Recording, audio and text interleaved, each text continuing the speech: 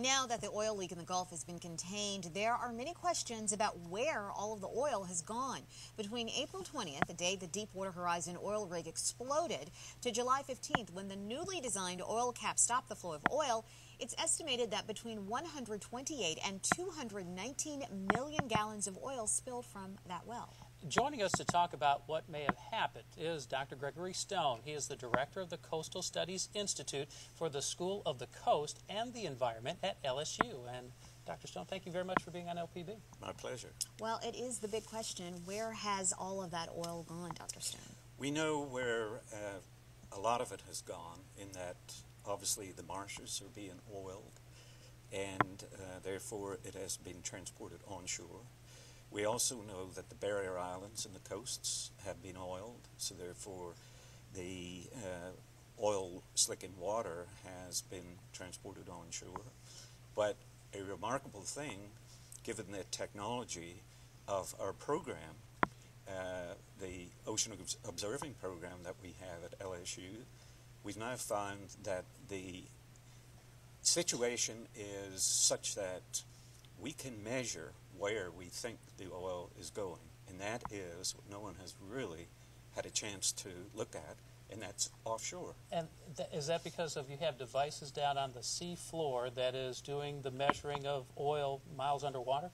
We have what we call acoustic Doppler current profilers, and to make that very easy to understand, it sends a series of signals up through the water column that tells you what is actually happening in terms of the speed of the currents and the direction of the currents. And it changes, obviously, on a daily basis. But we're getting that information every hour, 24 hours a day. And it is available to anyone who's interested in really monitoring the spill offshore. So what's very important about this is that if the currents are directed offshore, the chances are very, very high, even though this is a proxy, the chances are very high that these globules of oil that are now in the water column, we do know that has happened, that they're going to be transported offshore too.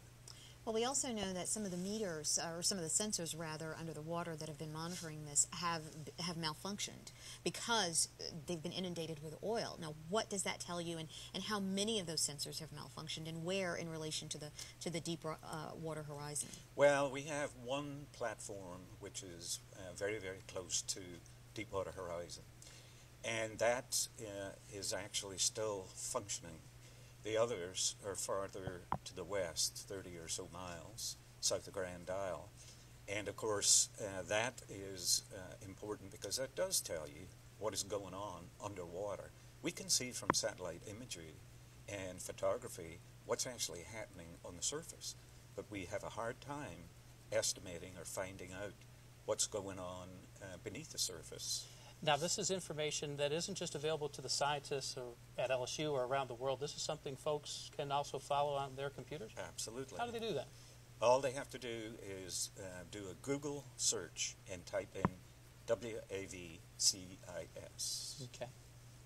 And there's lots of oil that's still out there. I mean, a lot of it has been accounted for, but there is still a lot of oil out there, right, that has not been accounted for. Yeah, that's exactly right. It hasn't been accounted for because it's beneath the surface. So with the advent of satellites and satellite imagery, we can do a reasonable job as to measuring the surface area, for example, but strictly what's on the surface. It's very, very difficult. It can be done, but it hasn't been embraced. We can use acoustic systems to get a better handle, but let me say, this is a very, very difficult problem. Dr. Stone, we thank you so much for your time, and we're definitely going to have you back for this continuing developing information in the science and research of this whole situation. Thank you so much. My pleasure. Thank you.